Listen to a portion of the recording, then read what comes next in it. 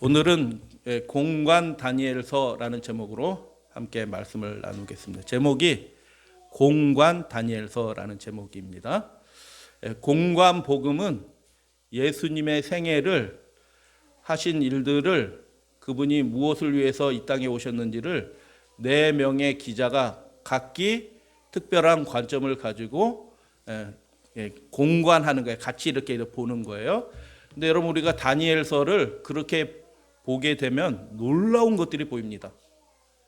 다니엘서를 그 시대에 같은 선지자들이 있어서 에스겔, 예레미야, 다른 선지자들이 있는데 그 말씀들과 함께 연결시켜서 이렇게 보게 되면요, 야, 하나님이 이렇게 하셨구나, 우리를 위해서. 그런 걸 알게 되는 것입니다. 그래서 그렇게 성경을 보려고 하면은 어떤 경우는 이런 설교 하나 준비하기 위해서 1년 이상 준비하는 것도 있어요. 사실은 쉽지 않거든요. 그래서 전체적인 관점에서 다니엘서만 딱 보는 게 아니고 다니엘서와 관련된 다른 역사적인 상황을, 동시대 상황을 기록한 몇몇 선지서의 말씀을 함께 인용하면서 다니엘서의 말씀, 핵심적인 말씀을 함께 살펴보도록 하겠습니다. 다니엘서 1장 1절로 2절의 말씀, 유다 왕 여호야김이 위에 있은 지 3년에 바벨론 왕 느부갓네살이 등장하고요, 유다 왕 여호야김이 등장합니다. 두 사람 등장하고요, 그 이하로는 다니엘과 세 친구 등장하고 몇 사람밖에 등장하지 않는데 끌려간 거는 수만 명이 끌려가요. 근데 하나님은 다니엘과 세 친구만 관심하는 것이 아니라 누구도 관심해요? 그 이름 없는 수많은 하나님의 백성들, 그 한 사람 한 사람을 하나님은 다 만나 주시길 원하셔요. 할렐루야, 아멘. 그들을 각각 만나 주셔서 다 구원하시기 원하셔요. 그래서 그 계획, 하나님의 위대한 그 계획들이 이루어져요. 다니엘서에서 나라는 없어졌는데 하나님의 구원의 일은 더 현격하게 일어나요. 할렐루야, 아멘. 하나님의 나라는 절대로 무너지지 않는 나라예요. 왜냐하면 그분이 통치하시는 나라예요. 그런데 성경의 기록을 보면은 몇 사람 등장하지 않기 때문에 이 전체적인 관점을 우리가 가질 수는 없어요. 그러나 하나님이 어떠한 분이신지 깨달아 알면서 하나님이 그 연약한 자 한 사람에게도 반드시 은혜를 주고 구원할 기회를 주셨겠구나라는 것을 믿음의 눈으로 바라볼 수 있게 되는 것입니다. 바벨론 왕이 등장하고요, 유다 왕이 등장하고 등등 여러 사람들이 등장하는데 그 외에 많은 사람들의 이야기들은 다 여기 함께 묻어져 있는 거예요. BC 605년 경에 이 일들이 벌어졌다라고 다니엘은 기록을 한 거예요. 역사적인 기록인 것입니다. 그래서 그 누구도 역사를 총체적인 시점에서 바라볼 수 있는 사람은 없어요. 그냥 하나님께서 하신 그 일들에 대해서, 벌어진 일들에서 단편적으로 기록했을 뿐이에요. 그 모든 역사들을, 벌어진 상세한 역사들을 다 기록한 역사책도 없고, 그렇게 기록할 수도 없고, 그렇게 볼 수 있는 사람도 없는 것입니다. 이것은 하나님에 대해서도 마찬가지예요. 하나님의 어떠하심에 대해서, 하나님께서 어떻게 역사하셨는지 그것을 일일이 다 아는 사람도 없고 알 수 있는 사람도 없는 것입니다. 근데 이 일들을 통하여 하나님이 하시는 그 대표적인 현격한 그분의 어떠하심을 알게 되면 이 역사적인 기록, 단편적인 기록이지만 이 단편적인 기록을 통해서 하나님을 알게 되면 그것이 이 말씀을 기록한 다니엘의 뜻이 이루어지게 되는 것입니다. 그래서 총체적으로 그 시점을 바라볼 수 있는 사람들은 없어요. 그래서 우리가 아는 역사가 진짜 역사는 아니에요. 세상 역사도 마찬가지예요. 우리가 학교에서 배우는 역사가 진짜 역사는 아니에요. 진짜 역사하고 실제는 많이 차이가 있습니다. 근데 줄기만 또 어떤 관점에서 기록을 했기 때문에 그런 역사가 우리에겐 전해지는 것입니다. 총체적인 시점에서는 볼 수 없지만 우리가 그런 관점을 한번 가져보자고 오늘 말씀을 드리는 거예요. 공관 다니엘이라는 제목으로.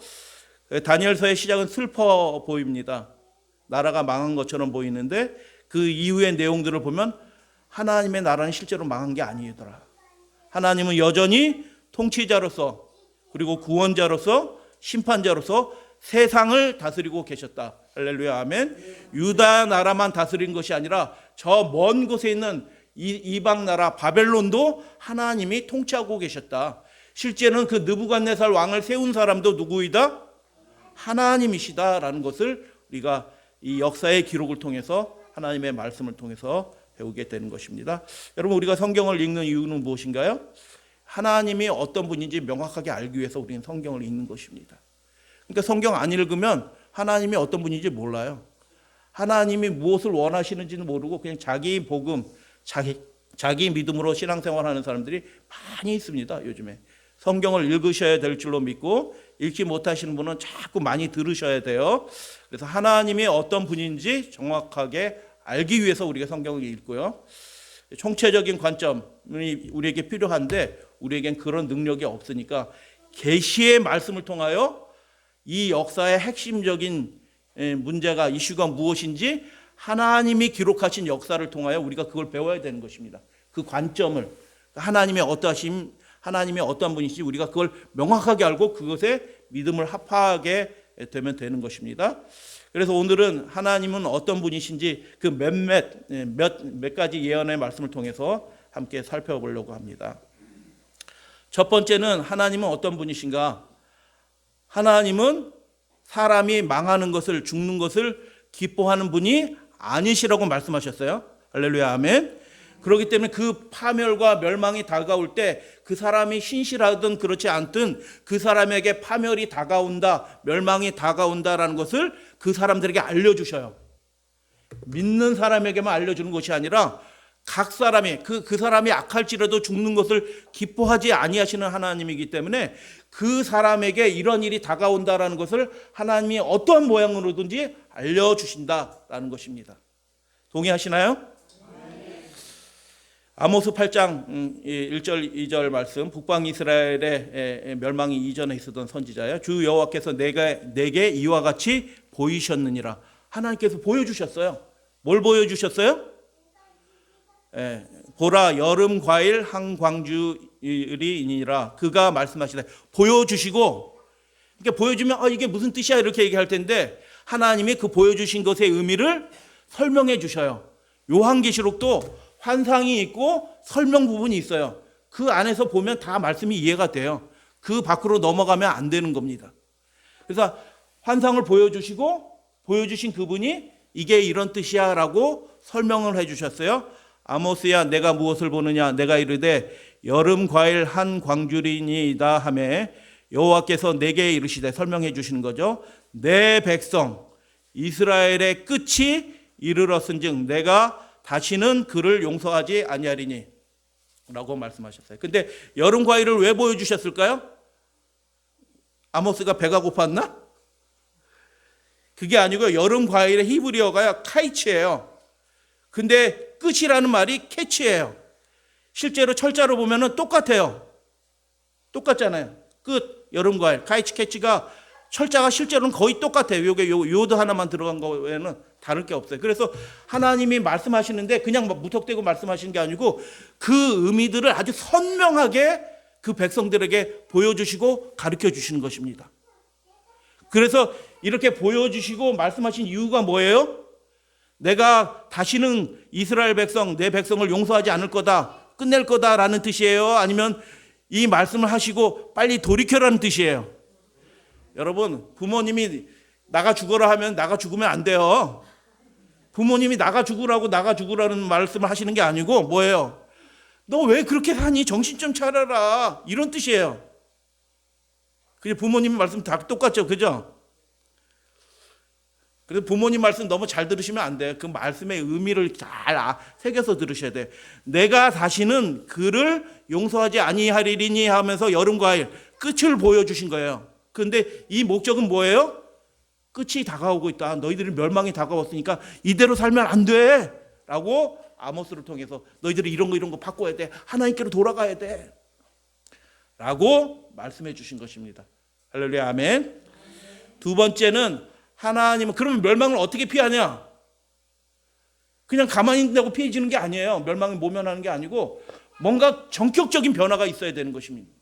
그 전격적인 변화가 뭐냐 하면 믿음 위에, 하나님의 말씀 위에 굳게 서야 되는 것입니다. 그래서 이사야 7장 9절, 남방 유다에도 잠깐 있었고 북방 이스라엘에서도 활동한 이사야가 기록을 했어요. 역시 이스라엘이 멸망하기 전에 하시는 말씀이에요. 에브라임의 머리는, 에브라임은 북방 이스라엘이잖아요. 머리는 사마리아요. 사마리아의 머리는 르말리아의 아들이니라. 만일 너희가 굳게 믿지 아니하면 너희는 굳게 서지 못하리라 라고 그렇게 말씀하셨어요. 이게 하나님의 말씀에 이게 강조하기 위해서 이런 말씀을 한 거예요. 멸망이 다가오는데 우리가 어떻게 살아야 되냐? 굳게 서야 된다라는 것입니다. 근데 굳게 서기 위해서는 어떻게 해야 된다고요? 굳게 믿어야 된다라는 것입니다. 아만이라는 말이 그냥 믿는다는 뜻인데 이 말의 의미가 그냥 믿는 게 아만이라는 말의 믿음이라는 뜻이에요. 구약 히브리 말로 믿음이라는 뜻인데 그 아만이라는 말의 의미 자체가 무슨 의미가 있냐면 단단하다는 뜻이에요. 단단하다. 그래서 믿음은 단단한 겁니다. 할렐루야 아멘. 그 믿음의 대상이신 분이 누구예요? 하나님이셔요. 그 믿음의 주이신 분이 누구셔요? 하나님이셔요. 그래서 그분을 믿는 믿음은 그 흐지부지한 믿음은 없는 거예요. 단단한 믿음이고요, 견고한 믿음이고요, 굳은 믿음이에요. 그래서 멸망을 피하기 위해서는 어떻게 해야 되냐면 우리가 굳게 서야 되면 굳게 서게 해주시는데 우리가 어떻게 하면 굳게 서냐? 그분의 말씀을 굳게 믿어야 되는 것입니다. 동의하시면 아멘? 그래서 여기에도 요드 하나가 들어갑니다. 굳게 서야 되는데 굳게 서기 위해서는 굳게 믿어야 된다라고 얘기했는데 왼쪽과 오른쪽의 그 차이가 요드 하나, 요거 하나밖에 없어요. 발음이 거의 똑같습니다. 기본 어근은 아만이에요. 이게 히브리어 아만 이렇게 돼 있는데 아만이고요. 그래서 두 번째 하나님은 어떤 분이시냐면 그 멸망이 다가오는 것을 이스라엘은 못 봐요. 근데 누구는 봐요? 하나님은 보십니다. 이 마지막 시대도 지금 멸망이 다가오고 있어요. 파멸이 다가오고 있거든요. 그래서 하나님이 경고하셔요. 우리에게도 경고하실 뿐만 아니라 이 세상 모든 사람들에게 하나님의 백성을 통해서 경고하고 계셔요. 받아들이면 그 말씀을 굳게 믿으면 그가 그 환난 가운데서도 서게 될 것입니다. 할렐루야 아멘. 그래서 굳게 믿는 것은 선택입니다. 하나님의 말씀을 잘 듣고 목사님 제가 이렇게 말씀을 드리는데 제 개인적인 생각을 드리는 거는 안 하려고 그래요. 최대한 말씀 그대로 전달 드리는 겁니다. 그 말씀을 잘 들으시고 또 개인적으로 연구하시고 묵상하시고 말씀을 옳게 분별하시고 거기에 믿음을 합하는 거는 자기의 선택인 것입니다. 그렇게 선택하면 어떻게 해요? 반드시 결과가 있어요. 열매가 있어요. 그게 뭐예요? 넘어지지 않을 것입니다. 파멸 가운데 휩쓸리지 않을 것입니다. 첫 번째 하나님은 어떤 하나님이라고요? 바로 전 슬라이드. 파멸을 피하라고 말씀하시는 분이에요. 두 번째 하나님은 어떤 하나님이에요? 파멸을 피하기 위해서는 이렇게 해야 된다라고 구체적인 그 방법도 알려주시는 하나님이셔요. 그래서 하나님은 우리의 인생을 세워주시기 원하십니다. 할렐루야 아멘. 넘어지지 않게 되기를 원하십니다. 환난과 어려움이 오지만 그 백성들이 승리하고 이기게 되기를 원하시는 것입니다. 아수르가 올 건데 그 백성들이 준비하여 회개하고 돌이켜서 말씀에 굳게 서서 아수르를 이기게 해주고 싶은 하나님의 마음이에요. 이사야를 통해서 그 말씀을 해주신 것입니다. 세 번째 하나님은 어떤 하나님이냐면 우리 제목 한번 읽어볼까요? 하나님은 시작. 하나님은 말씀하시고 이루시는 분이시다. 아멘. 우리는 살면서 공언하는 일들이 많아요. 말하고 못하는 일들이 많은데 하나님은 말씀하신 것을 반드시 이루시는 분이셔요. 그렇기 때문에 우리가 예언의 말씀을 통해서 하나님이 어떤 분인지 명확하게 알고 거기에 우리의 삶의 믿음을 합하면 그 사람은 세움을 받고 구원함을 받게 되는 것입니다. 예레미야 1장 11, 12절 남방 유다가 망하게 되기 전에 하나님이 선지자를 통해서 그 말씀을 말씀하시잖아요. 여호와의 말씀이 또 내게 임하니라 이르시되 예레미야야 내가 무엇을 보느냐 보여주시네요. 요한계시록도 읽어보시면 이렇게 돼 있어요. 사실은 다. 근데 성경 우리가 따로따로 읽어가지고 그냥 여기서 조금 저기서 조금 읽어서 모르지만 말씀하시는 분이 같은 하나님이기 때문에 동일한 패턴이 있어요. 그분의 동일한 뜻이 있어요. 변함없는 하나님의 목적과 구원하심이 있는 것입니다. 무엇을 보느냐 하시면 내가 대답하여 예레미야한테 뭘 보여주셨어요? 아까는 아모스한테 여름과일 한광기를 보였는데 예레미야한테는 예수님 하나님이 과일을 좋아하시네. 네, 그죠? 살구나무 가지를 보았나이다. 살구나무 아몬드예요. 여호와께서 내게 이르시되 내가 잘 보았도다. 이는 내가 내 말을 지켜 그대로 이루려 할 것이다. 이렇게 말씀하신 거예요. 살구나무가 히브리어로 샤케드예요. 내가 내 말을 지켜. 이게 한 단어예요, 사실은. 내가 내 말을 지켜라는 말은 샤카드예요. 그래서 살구나무를 보여주신 의미가 뭐냐? 내가 말한 대로 내가 그 일을 이룰 거다라고 말씀하신 것입니다. 그럼 하나님은 말씀하시고 그대로 하시는 분이에요. 그럼 무서운 분입니다. 은혜로운 분인데 너무 은혜로우면 아들을 보내시겠다라고 얘기했는데 진짜 하나님이 아들을 보내셔서 그 저주받은 바 나무에 달리셔서 하나님이신 분이 나무에 달리셔서 그 수치와 모욕 가운데 달려 돌아가셔요. 말씀하신 대로 하셔요. 그런데 심판도 역시 말씀하신 대로 해요. 그분께 전적으로 속하지 않은 사람들은 성 밖에 있어서 불과 유황으로 멸망받게 된 거예요. 말씀하신 대로 되는 거예요. 그러니까 이게 하나님은 너무 놀라운 사랑을 가지신 분인데 한편으로 보면 하나님은 너무너무 무서운 분이에요. 때가 되면 끝내실 겁니다. 죄악의 역사를 끝내실 거예요. 은혜의 시기가 끝난다니까요. 교회 안에서 쓱 끝난다니까 은혜의 시기가. 준비되도록 더 이상 기다리지 않으신다니까요. 왜요? 하나님은 최선을 다하시는 분이시니까.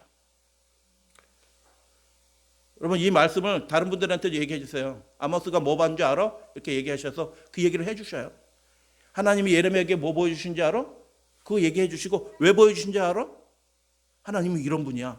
너 준비해야 돼. 이렇게 말씀해 주셔야 돼요. 말씀하시고 이루시는 분이다. 살구나무하고 내 말을 지킨다라는 이 말씀이 똑같아요. 발음만 달라요. 철자는 똑같아요. 그래서 이 예언의 말씀을 통해서 드러난 하나님은 어떤 하나님이냐? 파멸을 피하도록 호소하시는 하나님이셔. 대비하고 준비하도록 하시는 하나님이십니다. 귀 기울여서 그 성령의 음성을 듣는 사람들은 구원함을 받게 될 거예요. 파멸을 피하는 방법을 알려주셨어요. 하나님의 약속하신 그 예언의 말씀에 굳게 서는 사람이 세움을 받고 그 파멸을 피하게 될 것이에요.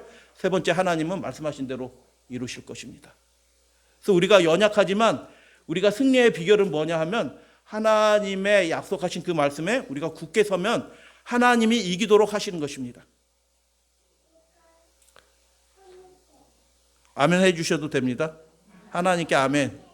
여러분 우리가 자꾸 연습해야 돼요.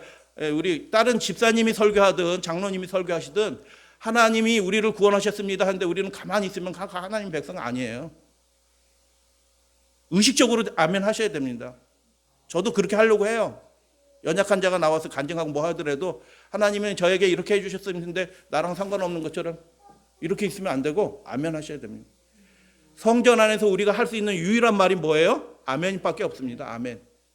다른 잡담하는 게 없어요. 자, 그래서 그 역사 이야기를 잠깐 살펴볼게요. 605년에 예루살렘의 1차 망하게 됩니다. 다니엘과 세 친구가 끌려가요. 여호야김 왕 3년이라고 얘기를 합니다. 그런데 여름 과일을 보여주신 때는 언제냐면 762년에 아모스 8장 2절 끝이 이르렀다. 누구의 끝이에요? 이스라엘의 끝이 이르러요. 그 다음에 하나님이 제가 일일이 다 말씀드린 게 아니에요. 몇 가지만 추려서 말씀하신 거예요. 하나님이 이거 외에도 계속 말씀하십니다. 너무너무 좋으신 분이에요. 계속 돌이키려고 하신 겁니다. 계속 말씀하셨어요. 근데 제가 대표적인 건 몇 개만 뽑아서 말씀드린 거예요. 이사야를 통하여 하나님이 다시 말씀하십니다. 더 가까워졌다. 너희들 그렇게 되면 안 돼. 굳게 서야 돼. 하나님의 말씀에 굳게 믿어야 돼. 라고 다시 이사야 큰 선지자를 통하여 끊임없이 외치시는 것입니다. 근데 준비가 안 됐어요. 결국 북방 이스라엘이. 계속 호소하고 말씀하시는데 이 선지자들 외에도 다른 선지자들도 있어요. 말씀하시는데 그들이 하나님의 말씀을 듣긴 듣는데 안다고 생각하는데 알지도 못하고 믿음을 합하지도 못하고 그냥 멸망의 호련이 닥쳐서 북방 이스라엘이 멸망하게 되는 것입니다. 630년에 하박국 선지자를 통하여 이제 파란 줄은 유다와 관계된 거예요. 파란 줄은 하박국 1장에 보면은 자기가 괴일로 삼은 사람들이 올 것이다. 갈대아 사람들이 올 것이다. 바벨론이 올 거다라고 하나님이 하박국 선지자를 통해서 예언하십니다. 누가 온다고요? 바벨론 요만한 나라예요. 요만한 나라. 히스기야 때는 나라도 아니에요. 유다 나라보다도 조그만 나라예요. 그러니까 히스기야가 얕본 거죠. 근데 그 나라가 갑자기 이렇게 커지면서 세계를 점령할지 누가 알았겠어요? 누구는 아셨어요? 하나님은 보신 겁니다. 그러니까 하나님이 탄식한 겁니다. 히스기야의 그 결정을 보면서. 얕본 거거든요. 이 조그만 나라 왕이 고쳐준, 하나님이 고쳐준 거 가서 조공 드리러 왔으니까 안일하게 생각한 것입니다. 역사를 보시는, 전체를 보시는 분은 누구셔요? 하나님이셔요. 그래가지고 실패를 했는데 하나님은 유대 나라를 포기하셨어요? 아니요. 끊임없이 또 선지자를 보내가지고 그들을 돌이키려고 하는 것입니다. 갈대아 사람 올 거다. 애굽을 의지하지 마라. 너희들이 하나님께로 돌아서야 된다 말씀하셔요. 그 다음에 예레미야 1장을 통해서 하나님이 말씀하십니다. 살구나무를 보여주십니다. 이게 무슨 뜻이라고요? 살구나무가? 여름 과일을 끄시고. 살구나무는 무슨 뜻이에요? 하나님이 말씀하신 대로 이룬다. 너희들 끌려갈 거다. 끌려갈 것이다라는 말이 끌려가게 하겠다는 뜻이에요. 내가 막아주겠다는 뜻이에요. 막아주시겠다는 뜻이에요. 네가 빨리 돌이켜라. 바벨론이 온다.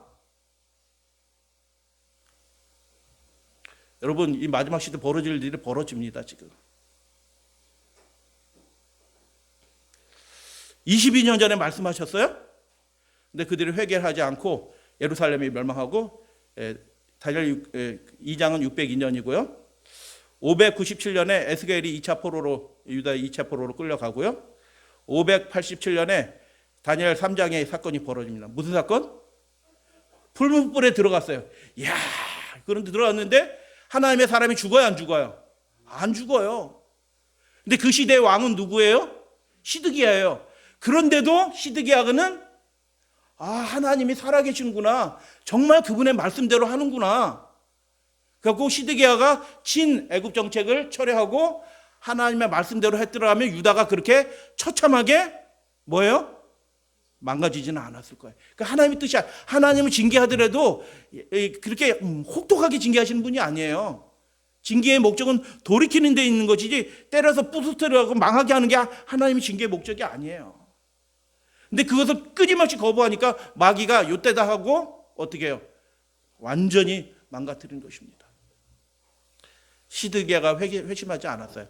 하나님이 나타나셨다는 조서가 온 바벨론 제국의 도성에 다 조서로 보냈잖아요.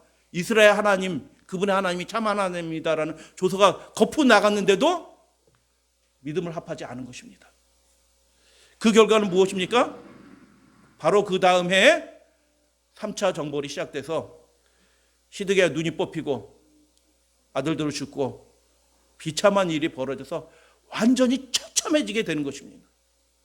이게 하나님의 뜻이 아니라니까요. 다니엘서 4장, 이방 왕도 돌이키려고 하나님이 일하신다. 이방 왕 느부갓네살 왕도 하나님이 구원하시려고 그렇게 애쓰시는 분인데 40년 동안은 이방 왕을 기다려 주신 겁니다. 그런데 하나님의 백성도 얼마나 더 사랑하셨겠어요. 그들을 구원하시기 위해서 수많은 선지자들을 통해서 계속 반복적으로 대비하라, 온다, 피하라, 굳게 서라라고 계속 말씀해 주신 것입니다. 이게 다니엘서와 같이 쭉 연결해서 보면요, 하나님이 너무너무 제가 성경에서 하나님이 제일 말씀 많이 하신 데가 이때인 것 같아요. 이게 무슨 뜻이에요? 그 당신의 백성을 너무 사랑하신 것입니다. 그들이 고난받는 걸 하나님이 슬퍼하셨던 겁니다. 그렇게 되지 않기를 원한 것입니다. 이 마지막 시대도 바벨론에서 나와라 내 백성들아 라고 하시는 이유가 뭐예요? 너희들이 온전한 믿음을 회복해야 된다라고 그렇게 하나님이 호소하고 있는 거예요. 지금 이 시대에도요.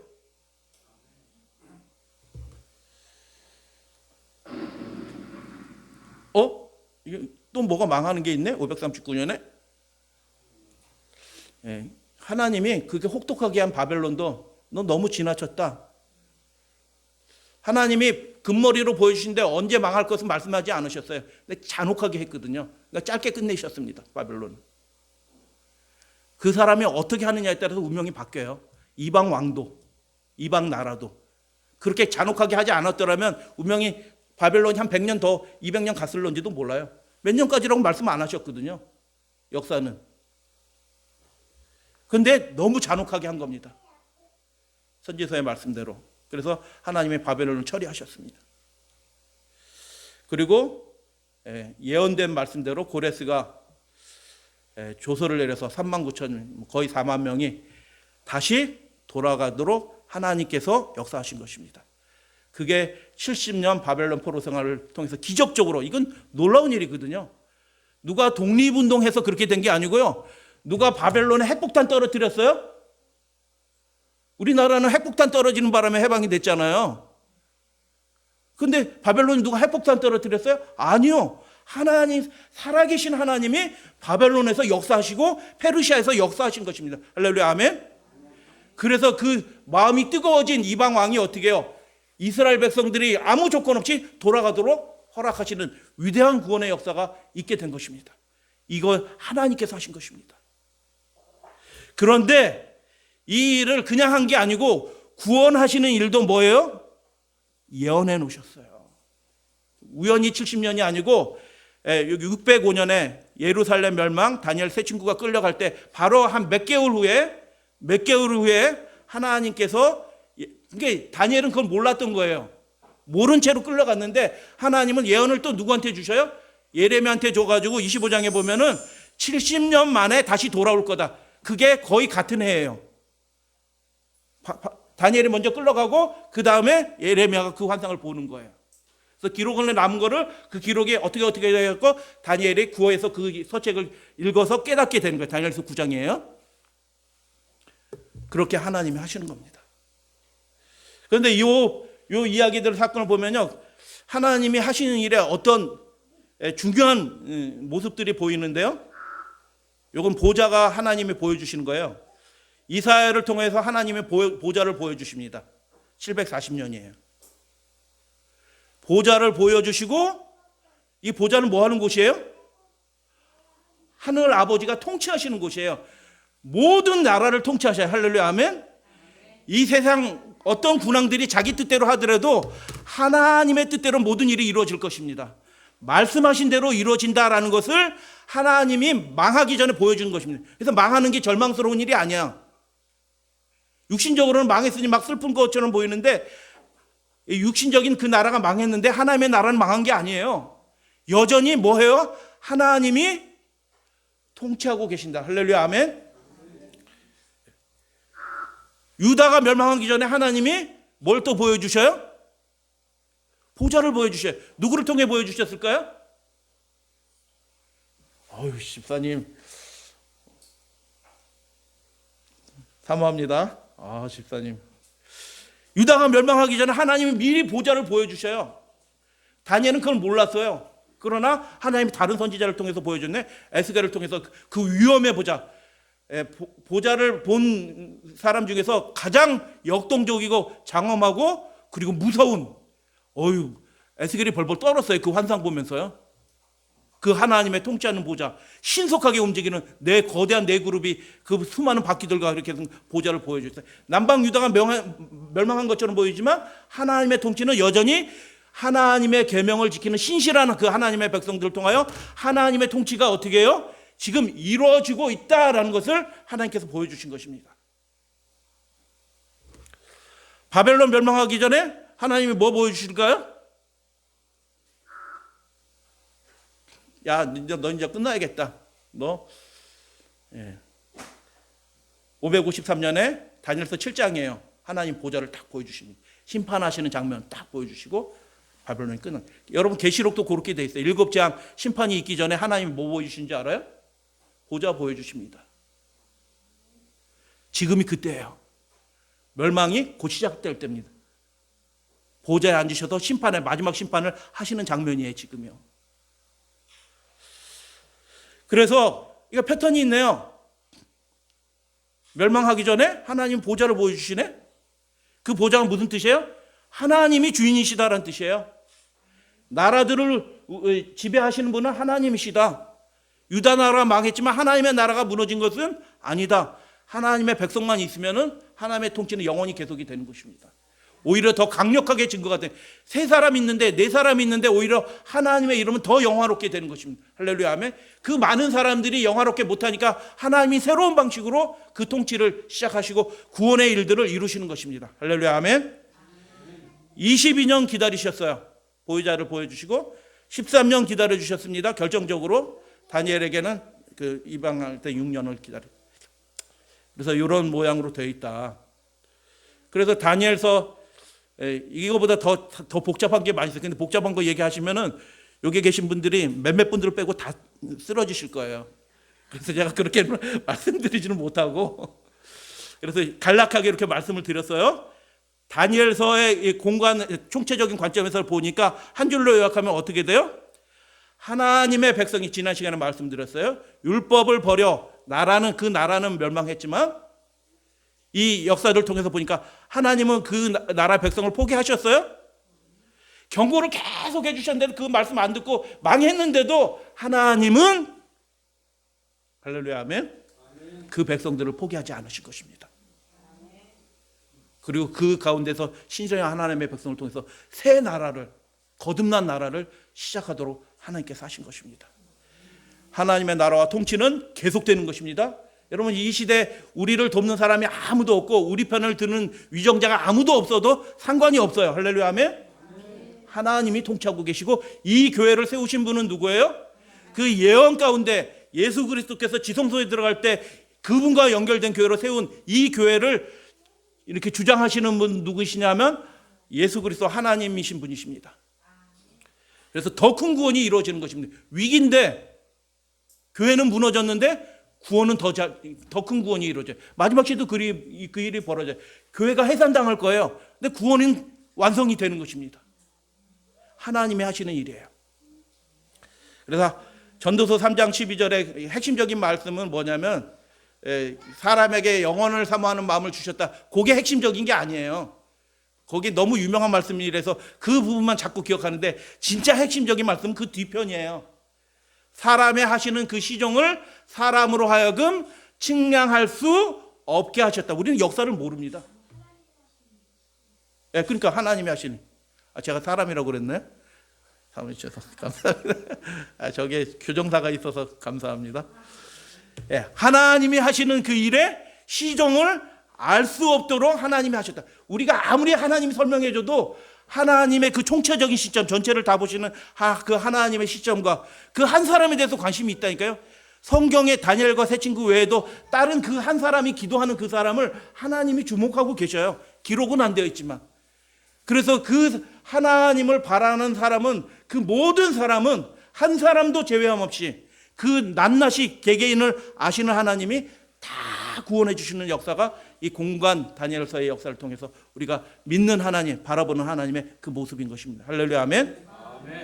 그래서 우리는 성경의 역사를 통해서 읽으면서 알아야 될 것이 뭐냐면 하나님은 정말 그렇게 하시는 분이구나.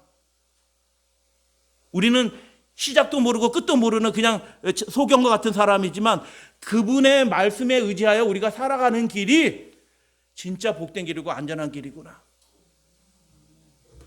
라는 것을 이 공간 다니엘서를 통해서 우리는 보게 되는 것입니다. 옛날 이원영 집사님하고 이거 한번 했어요. 기억나시나 모르겠어요. 집사님들 모여서 성경 다 펴고 이 다니엘서, 대선지서, 소선지서 순서대로 다 연도별로 다 정리해가지고 쫙 정리하는 거 하루짱 했는데 그날 끝내려고 그랬는데 못 끝냈어요. 그러니까 안 되더라고. 근데 그렇게 보시면요, 야, 우리 하나님 너무 좋으신 분이구나. 우리 하나님 정말 끝내주시는 분이구나. 당신의 백성을 사랑하시되 어떻게 사랑하신다? 정말 끝까지 사랑해 주시는구나 라는 것을 알게 되는 것입니다. 그래서 우리 요약하면 우리가 증언의 말씀을 통해서 보입니다. 어떤 나라는 일요일 협령이 내리지 않는 나라가 있을 거다. 그렇게 말씀하셨어요. 왜 안 내리냐? 그 나라 백성들이 이 셋째 천사의 기별에 철두철미하게 무장이 돼 있어가지고 국가가 그런 기미가 보면 그 일들을 해서 말하고 항의하고 그렇게 하지 못하도록 적극적으로 개입해가지고 그 나라는 예수님 재림할 때 일월 협령, 국가적인 셋째 짐승의 표를 이렇게 강요한 그 일들이 없이 예수님 재림을 맞이할 나라도 있을 거다 라고 그렇게 말씀하셨어요. 근데 우리나라는 어떻게 될까요? 지금 현재 상황을 보게 될 때는 우리나라는 어떤 나라는 우리나라는 다운표 친 일요협령이에요. 160년 전에 그 일요협령 아닙니다. 제가 누누이 강조해서 말씀드린 그런 형태의 일요협령이 똑같이 반복되지 않아요. 우리나라는 일요협령 내립니다. 교회가 두 쪽 날 겁니다. 지금 모습을 보니까 그래요. 그러니까 우리가 믿음을 어떻게 준비해야 돼요? 말씀대로 굳세게 믿고 잘 준비하셔야 돼요. 하나님이 어떤 분인지 명확하게 깨닫고 거기에 믿음을 합해야 되는 것입니다. 교회가 해산되지 않는 나라가 있을 수도 있는 겁니다. 그러므로. 근데 우리나라는 해산당할 겁니다. 근데 몇몇 교회는 계속 예배 드릴 겁니다. 재림교회 이름을 가지고 해산되어야 되는데 저게 이상한 사람들 나간 거고요. 우리는 국가의 명령대로 잘 순종하면서 따라 할 거예요. 하는 재림교회가 있을 겁니다. 우리가 어디에 설지는 하나님의 말씀에 따라서 우리가 판단을 하셔야 돼요. 그래서 사람마다 받는 은혜가 다르고 인도하심이 나라도 다른데 인도하심이 다 달라요. 다니엘이 다르고 새 친구가 다르고요. 그 이름 모르는 유대 백성들이 인도하심이 달라요. 하나님은 모든 것을 보시는 하나님이 각각 거기에 마땅하게 가장 좋은 길로 하나님 구원의 길로 인도하시는 분이셔요. 다를 것을 우리가 그래서 이 예언의 말씀 통해서 잠깐 우리가 살펴본 거예요. 그러나 구원받는 사람들에게는 공통점이 있다. 그 하나님의 구원을 다니엘이 경험하든 새 친구가 경험하든 이름 모를 유대인이 경험하든 그 구원받는 사람들은 공통점이 있어요. 어떤 공통점이 있어요? 그들은 하나님의 말씀을 듣고 돌이키는 겁니다. 그래서 파멸을 피하게 되는 것입니다. 여름 과일이에요. 그들은 하나님의 말씀을 굳게 믿습니다. 사람의 생각을 믿지 않고요. 사람의 주장을 믿지 않고요. 하나님이 말씀하신 그대로만 믿는 겁니다. 누가 거기에 더하거나 빼거나 자꾸 아까 저기 장로님이 안시럽게 했는 저 안내 붙여놓은 전주 뭐 무슨 저 교회 안디옥 교회 하여튼 무슨 교회인지 몰라요. 하여튼 저 목사라는 분이 어떻게 저렇게 할 수가 있었지? 하나님 저렇게 말씀하셨는 적이 있나요? 여러분 우리가 믿음대로 살면서 다른 사람에게 피해를 줄 수도 있어요. 하나님 책임지십니다. 다니엘서 읽어보세요. 2장 3장 얘기가 그거예요. 자기 믿음대로 하면 너 이렇게 까다롭게 하면 우리까지 힘들어. 너 왜 이렇게 고집 부리면서 답답하네. 왜 그래? 이렇게 할 거예요. 동료 유대인들은요. 근데 그거는 네 책임이고 그건 하나님이 하실 일이고 나는 믿음대로 굳게 서는 것입니다. 하나님이 하시는 겁니다. 저렇게 하면요 하나님을 만홀히 여기는 거라니까요. 목사인데도 저게 큰 교회일 거야 아마. 하나님을 영화롭게 하지 않고 예배를 멸시하는 교회입니다. 하나님의 말씀을 굳게 믿었기 때문에 그들은 하나님과 연결된 백성이기 때문에 환난 중에도 굳게 서게 되는 것입니다. 하나님이 세워주십니다. 말씀하신 대로 이루시는 분이 누구셔요? 하나님이셔요. 우리가 이 마지막 시대 그 하나님의 역사를 보게 될 겁니다. 야 신난다. 하나님의 구원이 우리를 통해서 이루어지는 것을 우리가 증인으로 목격하게 될 거라니까요. 우리를 그렇게 괴롭히던 그 바벨론의 그 거대한 세력이 한순간에 하나님의 심판으로 넘어지는 것을 보고 구원받을 사람들은 그 전에 다 나오는 것을 우리가 영의 눈으로 보게 될 것입니다. 야 신난다. 달구나무 말씀하신 그대로 내가 이룰 거다라고 하신 말씀대로 하나님 그렇게 하실 것입니다. 제가 요즘에 자주 보는 책, 그 주석 책 중에 하나인데요. 미국에 있는 침례 이분은 은퇴하셨어요. 성경 해석을 가르치는 분인데 이분의 그 서문에 보면 좀 좋은 말이라서 제가 기록을 해놨어요. 가져왔어요. 하나님이 계신가 혹 안 계신가라는 질문은 나에게 중요하지 않았다. 왜요? 성경의 기록자들은 뭐라고 말해요? 그 하나님 살아계신다라고 기록했는데 뭘 더 이상 거기서 그걸 생각할 필요가 뭐 있어요? 하나님 살아계십니다. 하나님 통치하십니다. 그분을 바라는 모든 자들, 그 각 사람을 아무리 연약한 자라도 하나님 그분의 능력 구원하실 겁니다. 성경이 그걸 기록해 놨잖아요. 뭐 거기에 뭐 의문을 달 거 있고 소를 달 게 있어요. 하나님 살아 계시고요. 그분이 역사하시는 것입니다. 그래서 나는 성경의 저자들을 따라 하나님께서, 이 말이 약합니다. 사실 존재하심을 받아들였다. 존재하실 뿐만 아니라 역사하시는 분이시에요.